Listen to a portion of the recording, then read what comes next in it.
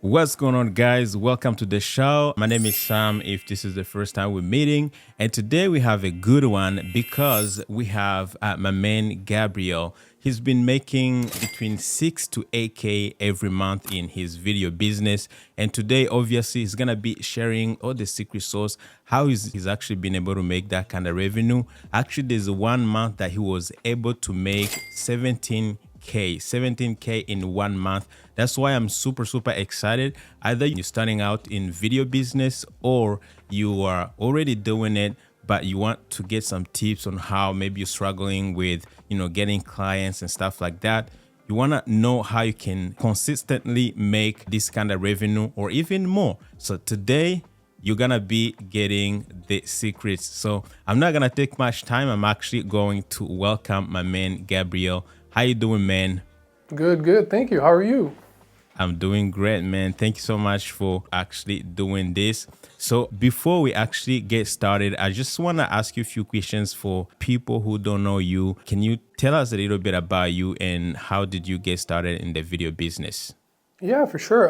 So my name is Gabriel. I've been doing this professionally actually for only less than a year when I opened up my production company back in November 2023. But I've been doing it, on the side as most of us probably start, me personally, I started doing at church, doing video and pictures for them because they didn't have anybody.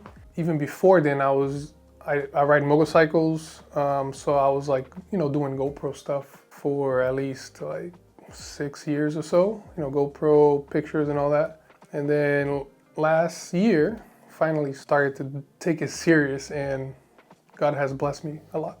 All right, so you started doing video actually in the church. Personally, I've been doing video in the church as well, but I started actually doing weddings for actually not even weddings. I think my brother gave me a computer, a laptop. I remember back in the day, and there was this software called, it's not iMovie. It was like iMovie for Windows. I can't remember the actual name. So I made a slideshow and it kind of looked so cool. I was just playing with pictures, and that's how I actually got started doing video. I kind of loved it, and and then he gave me a camera, this Sony hand cam, and then I started doing weddings for my friends who didn't have money. That's how I started. So what inspired you to actually, because you just say you started in the church, but like what inspired you? How did you get the love for video? Yeah, so I'll say being able to tell a story, anybody can tell a story. Everybody has their own way, but comparing, for example, video and picture, pictures, you can definitely tell a story with pictures, but with video, you can be more detailed and express exactly what you are trying to say through a video, or, if it's a business trying to, pursue a message, you can be very creative, and in a way, you can't be wrong whenever you kind of do video. There's the standards, of like, what settings to use, lighting and all that, but I think being able to tell a story like one of one, like a unique, that almost someone can't really replicate what you do. So the uniqueness of video. Great. So, man, thanks so much for sharing that. So, from here, we gotta go to the journey because right now, as I just said in the introduction, and I think most people are probably eager to know how you're making 6 to 8K. Again, I know there's some people who are probably making, twice or 10 times of what you're making. I'm not gonna say it's like super like a lot of money. There's a lot of people like right now, videographers who are struggling to even make like $2,000 a month. So I would say it's actually a great achievement to be able to make every month on a monthly kind of revenue, 6 to 8K. So I'm super curious to actually deep dive into it to know how. Can you give us, when did you start making that kind of money? First of all, tell us, when did you become more serious about video? Because many of us, maybe you probably started as a hobby, right? And then you got to a point where you're like, okay, I'm going to start charging money. And then you got to a point where you felt more comfortable and more like, where you called yourself professional. So can you tell us when you got serious in terms of like, okay, let me structure this as a business? And how did you build your business towards making the kind of revenue that you're actually making? Yeah, for sure. So I opened the business, like I said, November 2023. So last year, the end of last year, I opened it. I didn't have any clients at the time. Okay. I just opened it and I was like, let me just open this and, see if I can make some money. So from November all the way to January this year, so 2 to 3 months, February, so like 2 to 3 months, somehow I started doing like a bunch of work for friends, and then friends started referring to people that have businesses and all that. So in the beginning, I really started just helping out my friends and kind of charging like cheap. For example, I would go out, do a 2-hour session for like $150.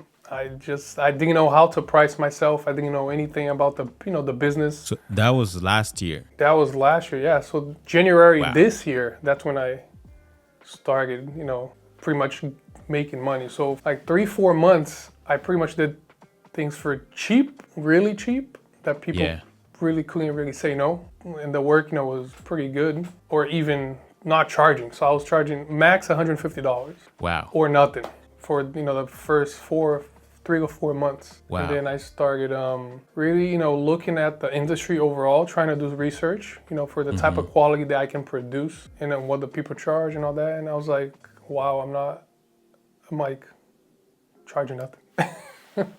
Yeah. So you start your business this year. I mean, depending on when people are watching right now, we're in 2024 in May. And what you telling me you started this year, which is like 3 months ago? Yeah, November 2023. Yeah, a couple, like. Okay, almost, yeah, let's say, 5-6 months from today. Yeah. And before that, you were just doing video as a volunteer. Were you paid in the church? I was not paid. So you were just doing it as a volunteer. Okay, yeah. So how much did you know about video production in terms of like your skills? Like what kind of cameras were you using? What kind of software were you using before you start your business? And how good were you in terms of like, editing, shooting and making great videos? I knew nothing. I knew how to take good pictures. Okay. I learned, like the fundamentals, of the 3x3 rule, with the lines and all that. And then I started doing video and I got interested in it. And I was like, this is more fun than taking pictures. Like, because you can literally, I like telling stories. I found out doing, starting it, and I was like, wow, this is something I could pretty much do for, for a career, for life.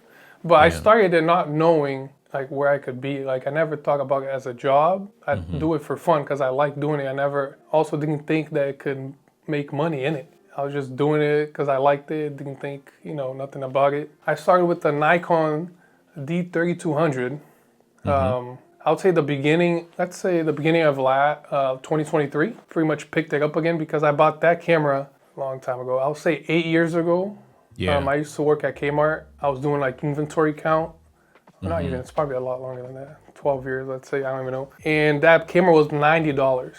So it was like on clearance. And I bought that. That camera is obviously for video is not that good. Now standards nowadays, 4K, 60 frames, all that. I have the Canon D600. It's really, I mean, it's not wow, but it's good for pictures. It's got 24 megapixels and it's okay. For video, it's not that great. So I can relate. Yeah, that camera, probably the megapixel, I'm not sure, don't quote me, but maybe pictures like 10, 12 megapixels, and then video, it's not that great. But it does, decent 1080p. Yeah. So everything I was recording before, 1080p, I was editing on a MacBook Pro with, I started editing on Premiere. I always edited in Premiere. And then I got Sony a7 III in June last year. So for years and years, I had the Nikon, and then only last year I got into Sony. I recently sold that camera, but that camera is very good for pictures, and it also, it's a picture first camera, then video. But it does very good video, 4K 24. You can't do 60 frames on that at 4K. I realized that fast because the things that I shoot, being able to slow down, the footage, making it more cinematic is very important to at least what I do now, or in general, sports, anything like that. And that camera quickly, it wasn't enough. Even though I just got it, I was like, oh my God, this is not good for me. Like I need something else. And then the camera that I'm on now, it's the Sony FX30, the baby brother, of the FX3. I didn't have much money, at the time to get the FX3 because it's like I'm a lot of still money. debating between those two. Yeah, so this camera is great. I don't have any complaints. I guess downside, it's a crop sensor. Yeah, it's not full So at frame. low Yeah. light, you have to be very careful. Mm-hmm. Whenever, if you have the good lighting, it's not a problem at all. But Yeah. if you don't have enough lighting for it, it's gonna be a little grainy. So you have to fix on post. Yeah. But besides that, it's an amazing camera. Like it's the workhorse. I use it for everything. Yeah. Like Well, I work with Micro Four Thirds, so trust me, that's pretty better than what I have. So let's move on to my next question is, so now you got the FX30. Fast forward, in terms of lenses, do you have any particular lenses, your favorite lenses? Fast forward to where, the business became more serious. You probably, at this point, you're taking good videos and then you're happy with the work that you're doing. So first of all, let's speak about lenses, lighting, and microphones. And then we can move to the type of content you started creating for your clients and what type of clients actually. Yeah, so back then when I had the Nikon, I only had one. I had the kit lens that comes with the camera. I don't even know, maybe a 23 millimeter or something. Then I bought like a zoom lens. Fast forward to Sony. When I bought the A7 III, it came with a 70 to 200 and a 16 to 35 millimeter. Like as a kid, I found it on Facebook for $1,700. No idea how that is even possible. If people don't know, so that lens, the 70 to 200, That's a is G at least Master? like, yeah, G Master everything. So like, for example, that lens, when it came out, it was probably, over $1,800. The 16 to 35 f4, it's still like almost $2,000, and then the body, is $1,800. So like somehow I got all that for Yeah. $1,700. And those are full frame lenses, right? So if you Yeah, upgrade full frame. to full frame, you can still use those lenses. Exactly. So Cool. God did His work, because that's impossible. That's not even a thing. You can't even find that. The guy I bought it off, he had upgraded to the FX6, Sony FX6. So, he's a whole nother level. So he didn't need that anymore. Fast forward to now, my go-to lenses, at least on the FX30, it's a little different because it's a crop sensor. I have the Tamron 17 to 70, which in full frame equals like about 25 to 105 millimeters in full frame. When I had the A7 III, actually this year, January, the beginning of this year, I bought the 24-7 in G Master and a 35 G Master as well. I don't know, for people that don't know, if you use a full frame lens on a crop sensor, it crops in 1.5, if I'm not mistaken. I still use, the 24-70 and the 35 full frame on this camera. If I see I have, enough room in the space I'm shooting, because those lenses are like the best, like incredible. Day to day, the lens that lives on the FX30 is the Tamron 17 to 70, because, you got the wide angle. This is right now is 24, if I'm not mistaken. I zoomed in a little bit. Which equals probably like around 35 mil or something like that. And you can get, the detail shot. It's pretty much, you compare it to, the G Master 24-70, which is the 17 to 70 on the Tamron side. So that's the lens that lives on my camera 95% of the time. Do you use a gimbal or something? I do use a gimbal whenever, so whenever I'm shooting, it's right over there. I just upgraded to that one. That's the RS3 Mini. You have to be it's a little tricky because the setup with the Tamron and the FX30, and if you put a mic on top, it's heavy. Almost like to the max weight that can hold. I used to have the DJI Ronin S. It came out like 2018, if I'm not mistaken. That one is great, but it stopped work in the middle of a shoot a couple months ago. Okay. And I was like, what? That's not good. Okay. But yeah, gimbal is a must if you're trying to get those smooth stuff. For sure. Yeah, it's a must-have for sure. So so enough about the gear. Now fast forward to around January. Is that where you start making real money? Like, I want you to take us through the journey of you coming from the old Nikon DSLR to getting what I would call the pro gear, pro camera, to starting actually landing your first paying like seriously paying client? Yeah, so the month that really started making money, I would say it's very recent, to be honest. I would say Okay. it would be the end of February 2024. Mm-hmm. That's when I started making, like I would say decent, I mean, depends what people think is decent, but like Yeah. $3,000 that month I made, the end, like halfway of February, that's when I started making, good money. Yeah. Fast forward, a month after that, I made like 6,000, and then after that, I made like, so last month was the month that I made 17,000. So it's very new to me and you. Yeah. Like I'm still shook, can't believe it. It's like, oh my God. Okay, So so yeah, this is the juicy content right now. yeah. I want you to tell us, how did it happen? Like, I need more details. How did you get it? How many clients, first of all? How many clients you have, or you had the time you started making your first 3,000? I believe you just said in February. Yeah. Was it one client? Was it multiple clients? So I work with, maybe it's a gray area. I'm not sure what you could call it, but there's a lot of social media managers out there that can't really take pictures or record anything like that. So they need a Yeah. videographer. Yeah. So that month, the middle of February, I met this girl that she has a social media company. Like, she manages social media for businesses, and she needs a videographer. So I was like, sure. I said yes to not even knowing, what type of clients or anything. So she has more now, but at the time it was probably like 4 clients that she at least gave to me, because she has, Okay. her company is growing pretty fast as well. So yeah, the 3,000 was with four different clients, freelance work pretty much. Yeah. Yeah. So do you work directly with the clients she gives you, or you work through her agency? Yeah, so I work through her, but Okay. like when I get to the area to shoot, I represent her company, obviously. Yeah. Yeah. So I don't talk about nothing about my stuff.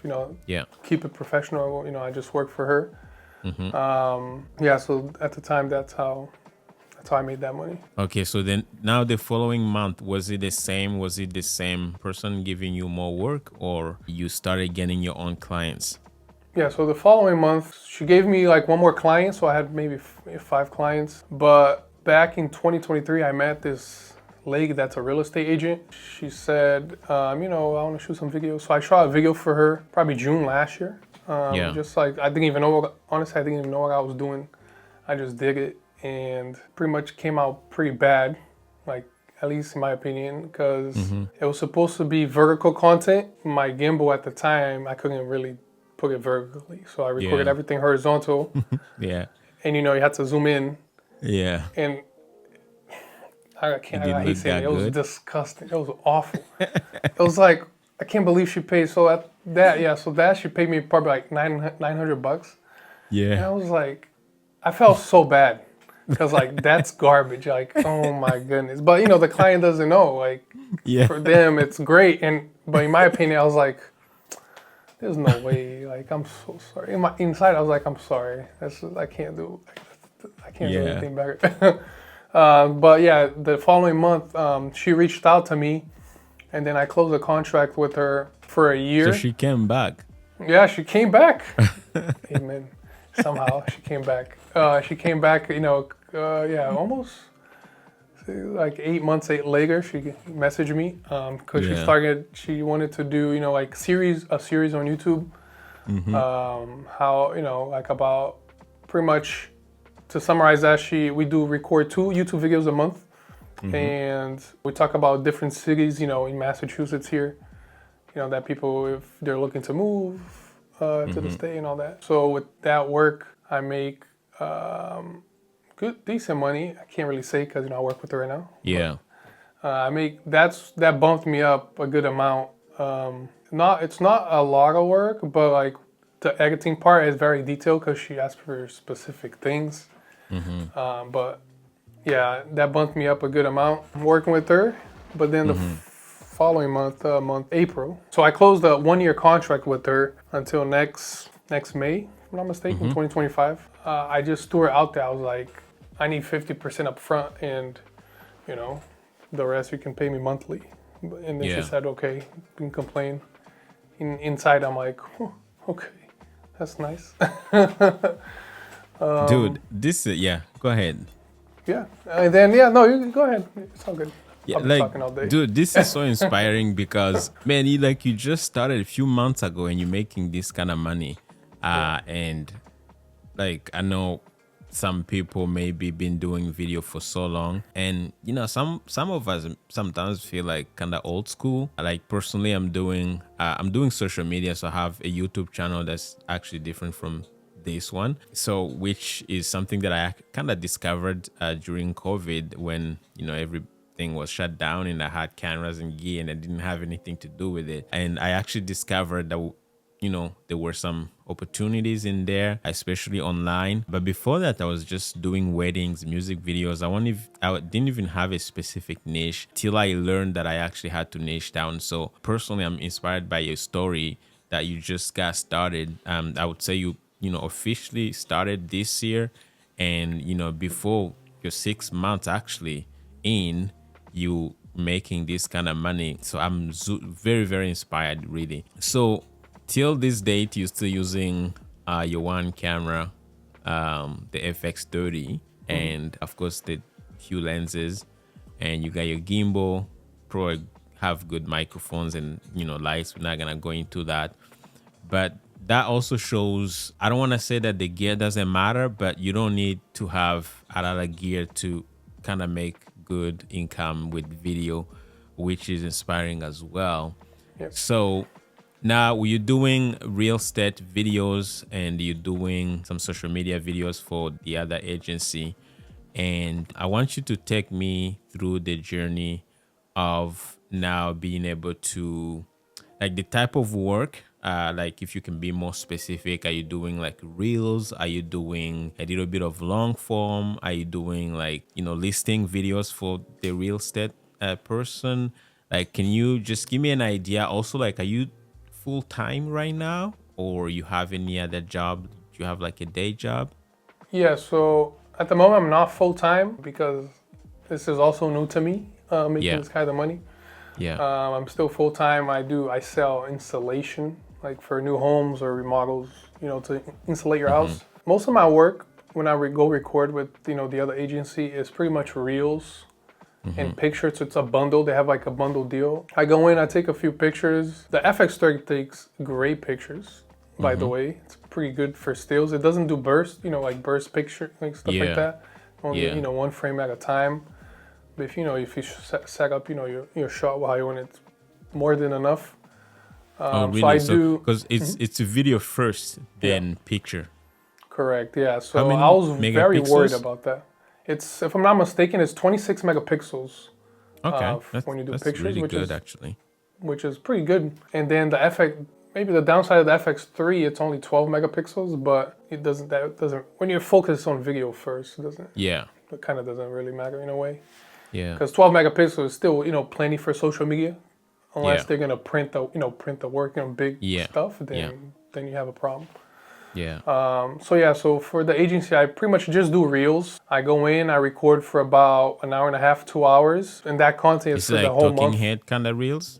It's more, so I work with the auto body shop, one of them. So I go in, I let the workers do their thing. I don't bother them. Yeah. And then I just record, them natural, the natural environment. I don't tell them to do nothing crazy. They just do it, and I just record.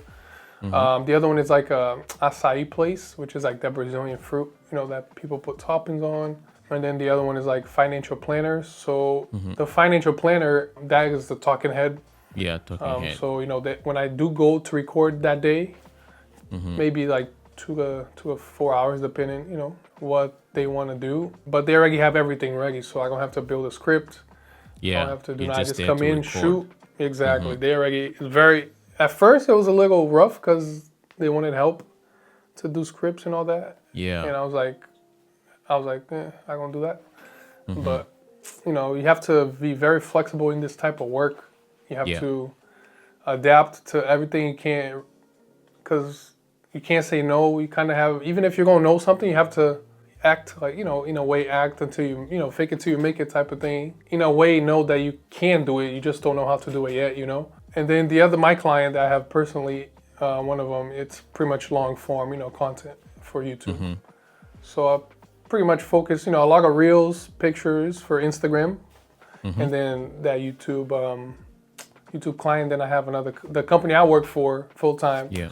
I manage their social media, and I take care of their social media pictures, videos, and I also bought a drone 2 months ago actually. So I'll be doing kind of drone shots. So I'm gonna try to talk to that real estate person and try to make some more money. Man, thank you so much for sharing. So for all this, the people that you're working with, you have contracts, so they're paying you monthly. So it's like a recurring thing. So do you sign contracts like 2 years kind of thing, 1 year, yearly kind of thing, or depending how do on what you it deal is with contracts? Yeah, depending on what it is, the minimum I'll do is probably like maybe 3 months, so they can try me out. Because you read the person and you see like if they're very hesitant. Yeah. You say, let's do 3 months, see how, if you like it, if you don't like it, then it is what it is. Extreme like situations, I'll just say, let's do 1 month, see if you like it, and then we can talk further. But the longest I could say, it'll be like a year. If the client's really invested in it, then a year is usually what they already ask. I don't even, suggest. They already ask for, a year. I think it's decent, because a lot can happen in a year. For a client to come to you and be like, oh, I want to do a year contract, it's way better than you trying to push, or, let's say they say 6 months, 3 months. Yeah. You go, let's do a year, like I just do pretty much what they want. Yeah. And I've never had a problem with that. So when you say see if they like it, what does it mean to you and to the client? Like, in terms of liking it, is it like a beautiful, good-looking video, or more like there's a return on investment for them? Like, how do you define value for your clients, especially for the ones you're working with right now? Yeah, so when I say if they like it, I mean, at least in my area where I live and the people I work with, they really care about quality, like how, the quality of the video, because there's a lot of people, at least around here, that do video and they charge crazy money, like more than I should be charging more, but I'm good, I'm happy at the moment what I'm doing. And then the results that they get, it's like horrible. I don't even know how it's possible. It's pretty much when I started doing video, and I was like, I don't know what I'm doing, like. But I always try to, listen to the client, and you have to do what they ask. If they want, even if you don't agree with what they want, the way they want it, you just do it, and you figure out the best, positioning to the camera or whatever. Yeah. Because if you're arguing with the client, but they want it that way, and you're like, no, this way is like. Yeah. I used to do that. That's a huge mistake. Yeah, I've learned. I mean, I don't do that much. I never done it that much, but I realize if you just do what they tell you, it's gonna be fine. Yeah.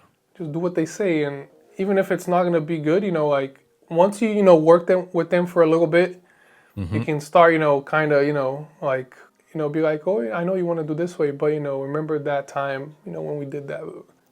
You work it out, but at first, if you do what they say, you'll be fine. You'll be fine.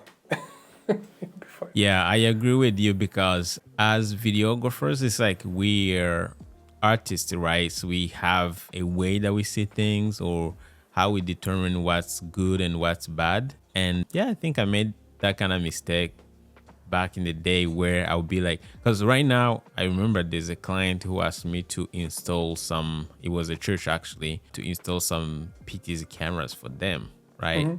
And for me, I was like, why do you like, first of all, PTZ cameras, they cost a lot of money. Second, they are, they have like tiny sensors, like, they look grainy, low light, and most churches, they like this low light kind of looking environment. So I was like, why you want to spend money on PTZ cameras? I can get you like some, some good black magic cameras, some full frame cameras that'll give you good image, and, some good lenses and everything. But they kept insisting, we want PT's cameras, we want robotic cameras. So, I end up giving them what they wanted till this day. When I look at the picture, their live stream, I'm like, why? Right? But they're happy, Yeah. right? They're happy and they paid me. And right, so that's another thing is like sometimes videographers, we want to give clients what we think is good, while actually what they think is good should be, because at the end of the day, our business is to solve, any business is to solve somebody's problem. And if Yep. their problem is to have what they specifically telling you that they need, you should be focusing on doing that. Again, it's okay to sometimes give them advice, try to guide them a little bit, but if you see that the client actually knows what they want, man, just give them what they want. You'll be Yeah. fine. They're Yeah, I gonna still be struggle with it a little bit now, but like you said, if they know the idea, they're trying. They Yeah. have ideas, and they want to put that on video. yeah, So if you're able to, make their ideas come to life, they're gonna stay with you forever. Like yeah. that's it. Now that's a big lesson right there, to really know when a client say this is what I want. Actually understanding the client's problem or needs is the key to actually having successful business, and especially when you're doing video. So for now, you're not doing any weddings, you're not doing any music videos and stuff like that. You're just focused on, this type of like social media kind of slash, working with agencies. Yeah. So yeah, I don't do weddings yet. I wanna do weddings. This is good. You can make a lot of money with that. If you get your reputation out there. Yeah. So I just do that at the moment. Yeah. When I started, I wanted to kind of pick a niche and be like, for example, let's say cars. I want to shoot cars.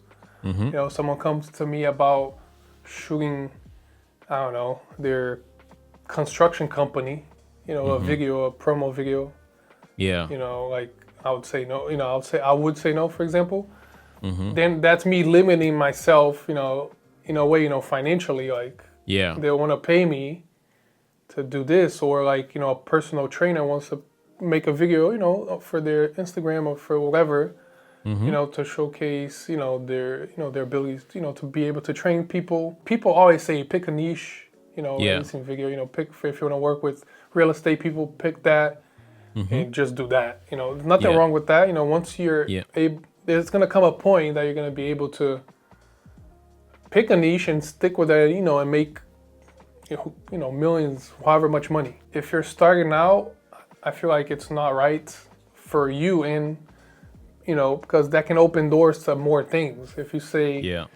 yes to this customer that has a construction company, that person, if they like the results, they're gonna tell their friend that have a gym, or and that person can tell that has a restaurant.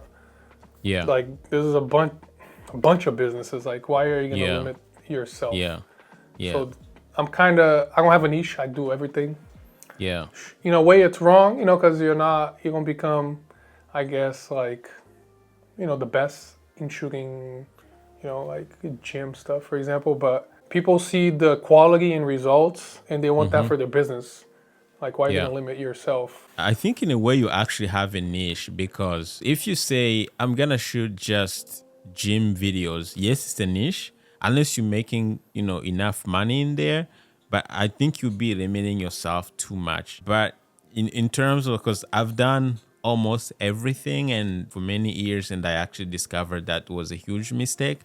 But I think when you're starting out, I think it's okay to try everything and see which one first you like. Because at the end of the day, sometimes the business or the production thing gets boring a little bit. Yep. And you want to make sure you actually enjoy doing it. Second, which one is actually making you more money.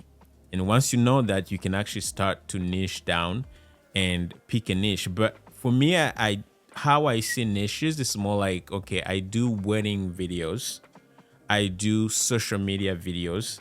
Because if you do like social media videos, like what you're doing, you could still serve like a gym person. You could help restaurants. You could. That's how I see it, right? If you like doing reels, you can help a, I don't know, car a car body shop, whatever, just because it's still in that social media niche, because you don't want to niche down too much either, right? Yeah. Because if you say I'm just gonna be doing gym videos, man, I think you'll be limiting yourself too much, because the same camera that does gym videos can actually do food videos. Now, if you want to be super niched and you do, like, let's say food videos, and you're making enough money, it will still be okay as long as you're making money in there. Yeah. But yeah, I still feel like you have to explore more, especially in your case. Now you just get started. Even if you're making good money, I think in my opinion, it's okay to keep, kind of exploring. I wouldn't advise you to get into weddings, because it's like a different niche and industry, and you get some other headaches in there. I don't want to say you don't want to be dealing with that, but I just want to say you can try it and see if you like it. Yeah. But in my opinion, if your business is going well for you right now and you're making good recurring income every month, I think, man, if I were you, I would just actually keep doing what's working and make more money doing what's working, you know? For sure. Because right now you got the flow, you know how to approach agencies, you got the portfolio, so you have some kind of samples, right? So you can show. Now you're getting more experience. Now you have, produced, I don't know how many videos you have produced so far, but actually that's my next question. How many pieces of content do you make per month, roughly, right now? Roughly? Yeah. Jeez. Just video, or you want to? Yeah, just video. Let's forget about pictures. Yeah, just video, crazy. like reels and long form. Until this year, or this month, you said, right? Just like, let's say last month. How many? Month? How many pieces of content you made? Let me get my calculator real quick. Calculate. It's a good amount. I mean, it's not too much, but yeah. I mean, I guess the number doesn't look that much, but I would say around 30, 35 reels, because including YouTube and stuff. So 35 different pieces of content. That's not bad. But and you shoot and you edit. Yes, I do everything in-house, everything at the moment. Yeah, so even though it's not much, 35 is not much, but as you know, editing, if you want to do a great job, an amazing job, because where the difference isn't on the editing. If you do a bad editing job, even if you have 6K, 120 frames a second, however, whatever, it's going to be terrible. Like, it's going to be garbage. So editing takes most of my time, to be honest. Yeah, it is what it is, man. Like, I know editing. I actually, personally, I stopped editing now. I maybe in my content right now, I edit maybe 5% of it. Nice. 95% to be like that. Yeah, 95%. I don't edit. I've been editing for so many years. I just got tired of it. But also, like, I know there are a lot of people now who are kind of super excited to edit some of my stuff. So I would kind of rather focus. I love editing, and I encourage everyone, especially if you're starting out, you have to know, first of all, you have to know how to edit, because even when you get an editor, you need to be able to tell them this is what I want. And when they do a lazy job, you kind of, you got to tell them, hey, you got to do this, you got to do that. So you need to know how to edit before you can get an editor. But if you still have time to edit and you enjoy editing, I mean, by all means, go for it. You know. Really, I don't like to edit, honestly. Yeah. I'd rather be shooting, the content, and then actually editing, because I don't know, it just drains. Sometimes, like, I don't have any ideas, and I'm like trying to deadlines, and you go crazy. Like, I don't have any ideas of what am I gonna do. Yeah. And then you sit hours, on the chair. It's like your brain is frozen. Listening to, every 3 seconds of going back, listening to the same audio. Yeah. It's like, oh my goodness. Yeah, I feel you, man. I feel you. So talk to us about your pricing strategy. When the person, the agency owner, a new potential client approaches you, how do you price them? Because that's a question that a lot of people actually ask. You got a camera, you can shoot. Maybe the video may take you, I don't know, 2 hours, or they say 5 hours to shoot all the content that you need for the month for that client. And then maybe take you another 10 hours to edit, roughly 15 hours, and you already got the gear and everything. So obviously you're not going to be charging them per hour, right? Because it won't make sense. It will be peanuts. So how do you, what's your strategy? How do you price your work right now? Yeah, so right now I price my work day rate. So 3 different types of day rates. So for example, if it's, a 2 hour, an hour and a half, 2 hours, I charge about roughly like $350, I'd say, for 2 hours. And then for like half a day, which is like 4 hours of shooting, it's about, if I'm not mistaken, like 600-ish something dollars. This is still new to me, guys. I'm still trying to figure this out. And then if it's a full day, I think it's about like $1,000 or so. Me personally, I don't charge travel. Like it's included in one price. I'm not gonna charge extra unless it's like, I have to drive, I don't know, 2 hours away, like some crazy stuff. Then I'll put, gas on there. The way I came up with this pricing is at first I wrote down like how much I wanted to make in a year. So at first I wrote $180,000 because taxes. You pay, How much? Pay a lot. $180,000. Okay. Like in a year, like a salary that I want to make. So I wrote that, and then I divided that by, day every day, so 365.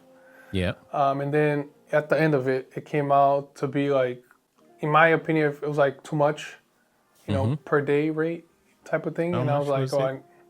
so per like a full day, I was comparing it to a full day shooting. It was like $1,700 if someone wanted to hire me for like a whole day, like 8 hours, whatever it is. In my opinion, that's kind of, at least in my area, that's somewhat not realistic. At least in my opinion. So I redid the math. I was like, okay, I want to make 100,000. Not counting business or anything like that. So I divided that. 365 came out to be 200 something dollars. $273. Yeah, $273, right? And then I just keep adding on top of that. So that's my day rate, like what I take home, for example, what I would take home. And then I add, for example, all the gear. I saw somewhere that like you kind of add, if you bring $10,000 worth of gear, you put a percentage that towards your your day rate, right? So I think my gear is like 10,000. So I did times just 1%, because when I did like other percentages, it was like somewhat too much as well. So that's $100. So right there, it's like 373 right now. And then I have insurance for the business, so I also put that, which is about not much. It's like $1 a day, doesn't matter. And then I charge $250. Well, that's what I put on there when I do want to decide to, freelance the editing. I already put that on there.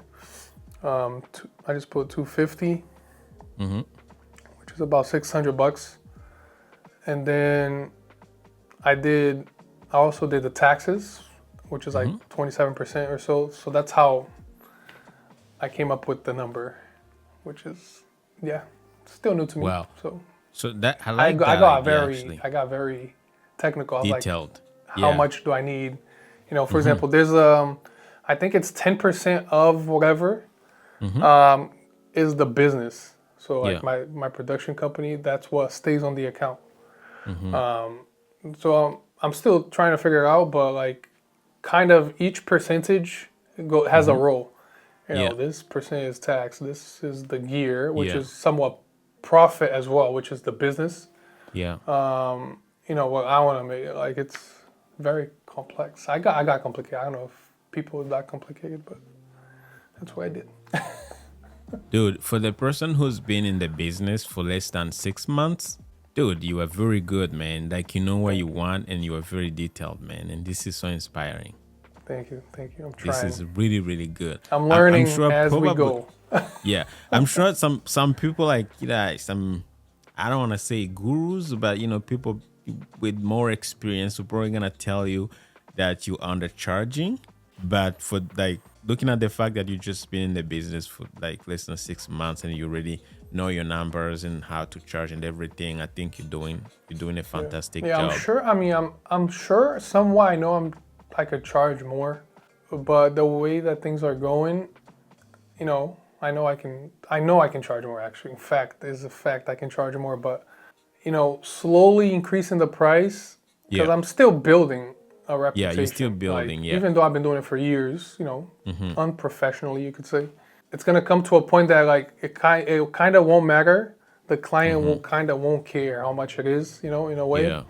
And they Yeah. just they want that quality. At least in my area, they Mm-hmm. want quality. They don't care somewhat how much it costs. They want that, and I can provide the quality. So yeah, I'm building. Wow. So quick question though. When you they say when you approach a client or a potential client and you tell them your price, usually what's their reaction?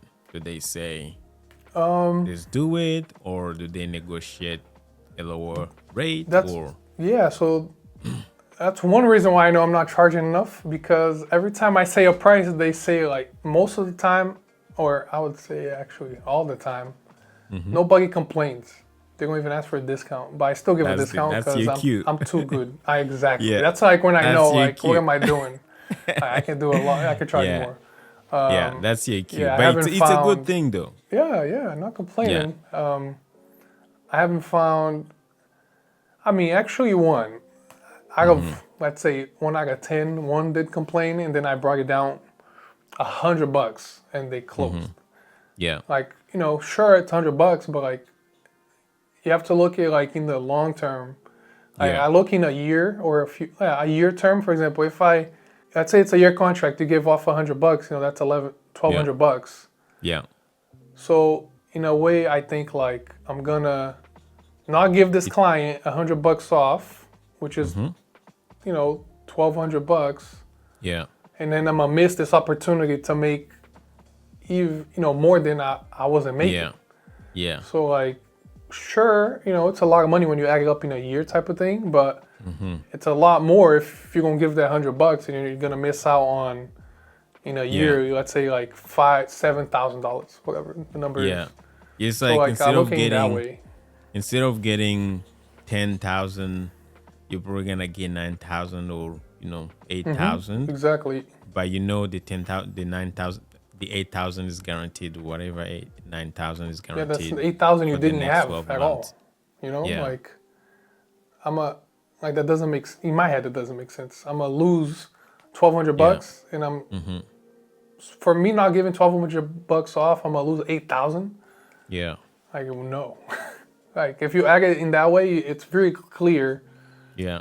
Like even though it's only 100 bucks for the client, like that might be a lot for them. 100 bucks might be a lot. Yeah. Their budget, Yeah. the way they budget, but like you're gonna be missing out on 8,000. Like 8,000 is Yeah. a lot of money. Like because I of mean, 100 bucks, you're commitment not is gonna do that. Like it doesn't make sense. Yeah, I mean, commitment it's valuable too. Like if somebody is willing to stay with you for 12 months, I think it's worth giving them $100 off per month. I think there's no problem. There's nothing wrong with that. I don't think you're doing anything wrong here, to be honest. Sometimes I overthink stuff, and I'm Yeah. like, let me just step back and be like, let me think simple.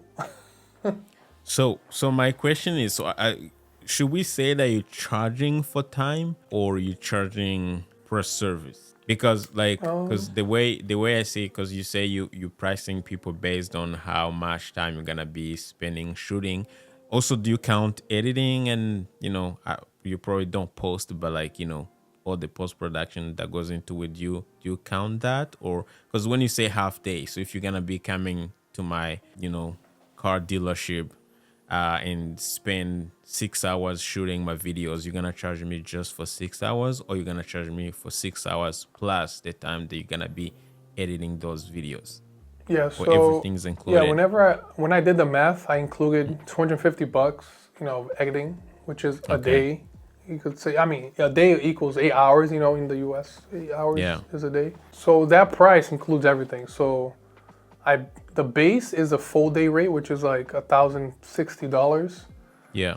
And then when you do half or 2 hours, for example, pricing, it's all in there. Okay. So I don't charge more because I've built a system when I edit that it's actually quick. Like I don't have to be sitting for hours and Okay. looking for stuff, like inspiration Yeah. and all that. I kind of somewhat have an idea. That's the big thing too. When you go to shoot, if you're already familiar doing, your shoot, have a plan. Like let's say you need to do 4 reels for the month. Look for inspiration before. Look Yeah. good before. Have that in mind, and then when you go, you do that, and that's it. You're not gonna be going Yeah. through hours of footage Yeah. to just come up with an idea. When you're doing editing.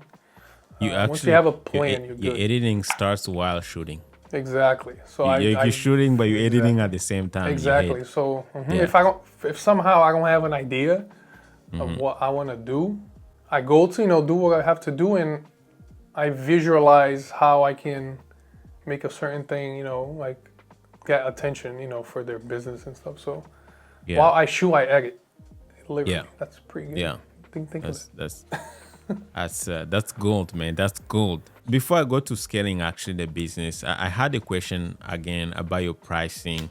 So let's say if it takes you, let's say somebody hires you for a full day of shoot and they pay the daily rate. They say if the 8 hours you're gonna be spending with them, it's going to yield, let's say 6 reels or 10 reels, and then you do another shoot same time, but because maybe the content style is different, you probably need to get more b-roll, and then it yields maybe 3 reels instead of 6 or instead of 10. How does the client react, or how does it affect you personally? Like, do you feel like if you have to make more reels even though you did only 6 hours or 8 hours there, or same time, if you compare two clients, do you feel like you lost money there? Or if you spend more time in the editing versus the other, maybe you spend less time in the editing and they paid you the same amount of money. Do you feel like, maybe you should be charging based on how many pieces of content you're gonna be producing, or you still don't care? Yeah. So in a way, it's in the need of like what they want to do, and if it's realistic. If I can do it, if I could do what they want me to do. So for what you said, if a client, wants 3 in 6 hours or 6 for 6 hours, I record, like when I go to do a shoot, I record enough content that I can build in a way, like if you wanted to do a reel every day, I have enough content for you, like plenty of content. Yeah. Like I don't send, the raw files to them because if they look at it, they're gonna be like, why is it gray? So my base, whenever I do record, let's say a full day, it's more than enough content for 2 months, for them. Even if a client wants 6, 12, 3, 2, even 1, I don't feel like I'm losing money because realistically, they're not gonna post every day. Yeah. And if they do post every day, they're not gonna get the reach because the algorithm with Instagram and everything else is like always changing. If you post a lot, then Yeah. your reach is gonna be horrible. I ask those questions to them, oh, what you gonna do with this content? I ask everything. So yeah, my base number whenever I do shoot is like 15 to 30 reels. If you were to, edit everything, that's what I have. Yeah. But clients never ask for that much. That pricing is based on 30 reels. So it never reaches 30. If someone wanted like 60 reels, Yeah. then I'm like, I'm sure I can get 60 reels out of 6 hours of stuff, but then that's double the work when you do edits. There's a base of what I do. So basically, you can go up to 30, not per The way client though, per like workload for the whole No, per month. client. Okay. When it's a full day Yeah, recording. when it's a full day. Okay. When it's like, Which they like never half a ask you day, to it's do. cut by, exactly, they never ask to do 30 reels. Yeah. I throw a number, for example, let's say I can give you 12 to 15, if it's a full day, for example. If it's a half a day, cut it by half, up to 15, but I tell them 4 or 8 type of thing. Yeah. So it's always numbers thing. Yeah. You also have to be knowledgeable of what you can want. handle. Yeah, like you you can can't handle. promise someone 60 reels and you have 5 clients that you're behind. It's gonna cause problems. Yeah, that makes sense. So before we talk about the actionable tips for someone who wants to do, maybe someone who's struggling to get clients with their video business, but also someone who hasn't maybe started, maybe they just have a camera like you used to have your Nikon D300 and they play with the camera, they feel like they love video and they want to get serious in the video business. I want you to give them some tips, some helpful, actionable steps that they can follow to get to where you are right now. But before we get to that, do you have anything or any ideas on how you, because I know you know what you want, you already have your numbers, how much you want to make per year, but are you thinking of scaling at some point to make more money? Like, who doesn't want more money? So do you have any plans on scaling your business maybe in the next 2-3 years? 1000%. In the looks of for an editor, if I don't spend all that time editing, I can get a lot more clients. So Yeah. that part, even though I don't have many clients, you could say, the editing is killing me. It's taking a lot of time. And it's even affecting like my personal life. I still have a full-time job.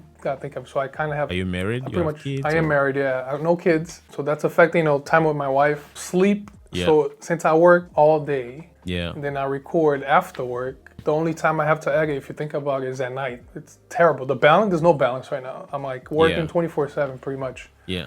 When I'm able to find an editor, good deal and all, that right there, I'll be able to scale and do it full time. Like, it's crazy to think nowadays, it's somewhat easy to make $10,000 a month when you have your own business, you're starting to make a name for yourself. Yeah. But when you think of the business and you, 10,000 it's not enough money. To run a business, to run your costs, if you want to invest, in better equipment, like everything.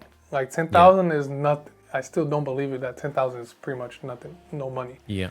You need like 20, maybe 20,000, 30,000 a month. Yeah. Then you'll be able to pay yourself, run a business, be able to invest. I think 10,000 a month is like a good base for starting. I think for most people, it make them more comfortable leaving their day job. If you making like a recurring income of 10,000, depending on how many bills you have. But they say if you're doing video, most of the stuff that we do as videographers probably have most of the gear that you need. If you're paying an office, maybe you're not working from home, but if you're working from home, you probably don't have to spend money on the office. It could be a good base for comfortably quitting your day job, but you have to scale as fast as possible, because also another thing is there's no guarantee, because once you work for yourself, you have to start paying your retirement money, right? Because like nobody's covering you. Your insurance, if you get sick or something happens to you for 3 months, you can't get work. What are you gonna do, right? So you have to start thinking about those things as soon as you leave your day job. So that's why you wanna make sure you probably make double, maybe 10,000 before you can think of quitting your day job. There's a lot more Although costs, we think maybe like with $10,000 a month, you could maybe do a part-time job to get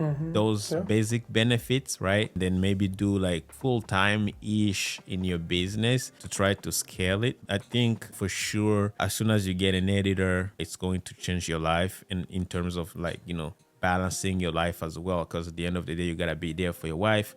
Eventually, you're probably gonna have kids and you have some other stuff as well. You probably go to church, you have some other commitments, you have friends, so you gotta live your life too. Everything's not about money. Yes, it's good when you're starting out to kind of work hard and hustle and make sure the revenue is coming in, but I do agree with you that having an editor is going to help you scale up the business for sure. 100%. Also, guys, taxes, you have to account for that. Because if you make 10,000 a month, all these expenses, and then you're going to take tax money out at the end of the year, you're going to be very upset. So you need to make, let's say, a base of 20,000 for you to get 10,000. Make it like 50%. Because taxes will come around, and if you're not doing it right, I'm trying to avoid that. That's why I say like also 10,000 is not enough money. I agree with you. What actionable tips would you give to someone who's playing with the camera right now and they want to get serious with video, or someone who's doing video already and they're actually struggling making some good recurring income for their video business? Yeah, so I would say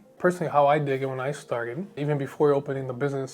I used to do, things for friends, You have to be careful because if you want to work with them in the future, then for you to go in from free to asking for money, that might even ruin a friendship. When I started, I used to do a lot of things, like I said, for free or cheap. I'll be very careful of the free ones because you have to think, like, if you dig it for free, never expect to get money from them. Throw that out the window. And I'll just say, just go out and shoot, like if you don't have any clients, shoot your hobbies. If you ride bikes, if you like cars, if you like nature, just go out and shoot and post on social media because social media is a big tool. It only takes one person to see your work and that can just change your life. That one person can change your life. Just go out and do it. Stop overthinking like I did. I overthink for a while before opening the business. You just have to go and do it. Everybody says that, just go and do it. But it's a lot easier to say it and when you're in the position.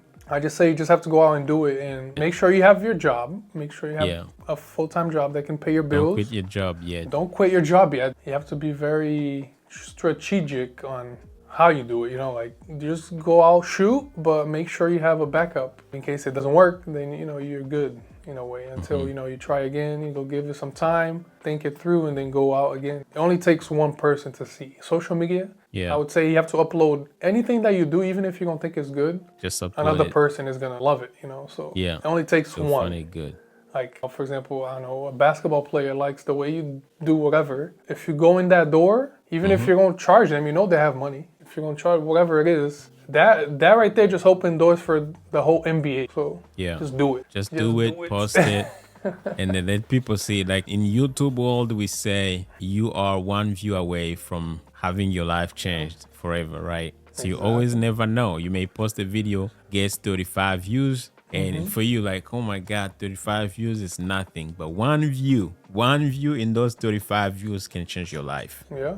You post it, so guys, post anywhere. Instagram, YouTube, like TikTok, whatever. Yeah. Just post it, find a website, go on Reddit. Reddit is very good as well. You can post your work there, connect with people literally all over the world. You can even be traveling the world doing videos. Like just post your work somewhere or everywhere actually. Post your work everywhere. Out of those 35 views, one person, you're set for life. That's right. Also, like one question, are you doing everything local? Like all your clients are local or some of them are remote? Yeah, all of them are local. Because you have to go there shoot, so yeah. I don't know how it's possible, but I do have shoots in Florida. I'm in Mass right now, Boston, Mass. So somehow the word is out there. I have never promoted my business, like me going out, door to door or whatever. So right now you're not doing any marketing at all? No, I haven't had time. It's just, you don't have time. It's crazy, yeah. So all the work I have is like pretty much referrals. I haven't had time to do marketing. I don't know how it's possible, but yeah, I haven't had time to do you still have like room to grow, man. You can even like grow 10x what you're doing right now. Because you're not doing any marketing. So imagine if you start doing marketing, what's going to happen? I'll definitely have to do it full time. Have you taken any course, to improve your camera skills? Obviously, we're going to be talking about Vidlead Studio because I know you use Vidlead Studio. That's how we met. We met in the Vidlead Studio group. If you're watching on this channel, it's called Vidlead Studio User. Technically, what we're trying to do, trying to build a community around this amazing software. Personally, I love the software. This is not sponsored by Vidlead Studio. They don't even care about me. So I just love the software, and I love the fact that it's kind of bringing this new vibe of videographers actually who are too focused on getting their video perfect and forget about the marketing aspect of their video business. So I love the software. I love everything that it's offering. You can try it for free. I've got a code. Vidlead actually gave me a Vidlead Studio. People gave me a code where you can actually try it for free for 30 days if you like it. I mean, you go for it. Personally, I like it. I love it. And basically, it's like it allows you to do everything from building your website, building funnels, sending out your invoices, accepting payments, everything you need for your video business, like automation. Like it's just mind blowing, and they're always adding new features. Obviously, we're gonna be talking about it in a moment. Just lost my cue, but I think we're talking about your marketing, I believe, right? I mean, you're not doing any marketing right now, and you're still making. To learn. That's right. Yeah. Any courses to improve your skills in terms of marketing or gear? I would say the beginning of this year has been very different. The whole 2024. The January 2024, I sat down, in the office, and I was like, I need to learn picture, video. I need to learn everything. I just Googled, like, I don't know, how to frame up your pictures, whatever it was. And I came up with the video from Parker, full-time filmmaker on YouTube. And I got hooked. Like, that dude's knowledgeable, crazy. Yeah. So I watched his video, and then I just kept watching, like, literally my whole YouTube came a point that all my feed was just full-time filmmaker. Him. Yeah. Yeah, and then they did a promotion on their program, like full-time filmmaker. Vidlead is pretty much one company, you could say, maybe. So I got an email from full-time filmmaker. Oh, we have a deal on our program, if you want to get the whole program. And at the time, I don't know how much it was, probably like $500. Even then and now, $500 is a lot of money. To do something that you're not sure about, you have no idea. I was like, oh my goodness, like I just dig it. So I just bought the program. Till this day, I watch it because they update it, with new videos and everything like that. So I'm always trying to learn. Yeah. I have a lot more to learn. I don't know everything. Full-time filmmaker, their course, I recommend it 100%. And that's also how I came with Vidlead. If I didn't have Vidlead Studio, I don't know how I would be charging people. I don't know how. Yeah. Like how to put contacts. Like I wouldn't know anything. I don't even have my website set up. I don't even have a website. Can you believe it? It's crazy. I know like Vidlead you can have your own website. You can automate actually everything. Unlimited websites. Exactly, guys. Vidlead is the way. It's crazy to say this, but I haven't had time to set up my website on Vidlead or automate my Instagram with Vidlead, email marketing, text. I'm just using it literally to do like invoice and contracts. Yeah, part of what Vidlead Studio can do. Exactly. Like once I do that, oh my goodness, I'm gonna be overwhelmed. Because that's the beauty of Vidlead. Like even myself, right now I have 2 websites already set up. I have 2 businesses connected to it. I have my wedding videography business. I got a website. I got some automation going on and of course billing, invoices and stuff. But I also have my YouTube channel kind of business where it's like a different niche kind of, and I have everything set up, my calendars, my website in there. I'm actually planning on building some courses in there, which is like how much I pay per month. It's like, man, I'm just getting like 10 times the value of what I'm paying. You'd have to have every different software for what Vidlead has in one.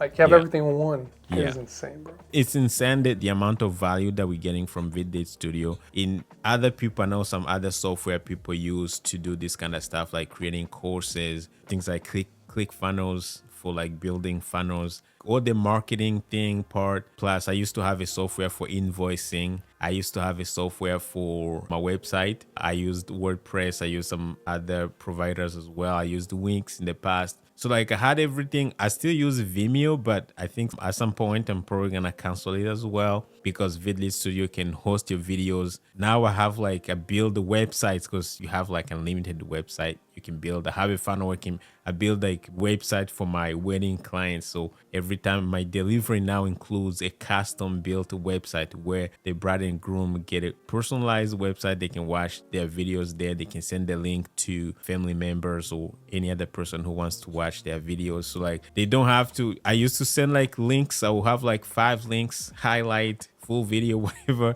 sent to them, nice, more cleaner. So like, again, I don't want to say much about Vidlead Studio, guys. I have other videos that I will link down below if you are interested in checking out. But if you're doing video, guys, 100% I do recommend Vidlead Studio. It's an amazing software tailored specifically for videographers and photographers. And one, you're going to save money, you're going to save time, and your marketing is going to improve 100%.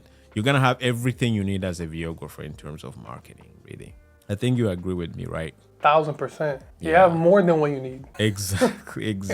One of the problems you're gonna have, actually, as you just said, is probably the time to set up everything because it's a lot of stuff you have to set up.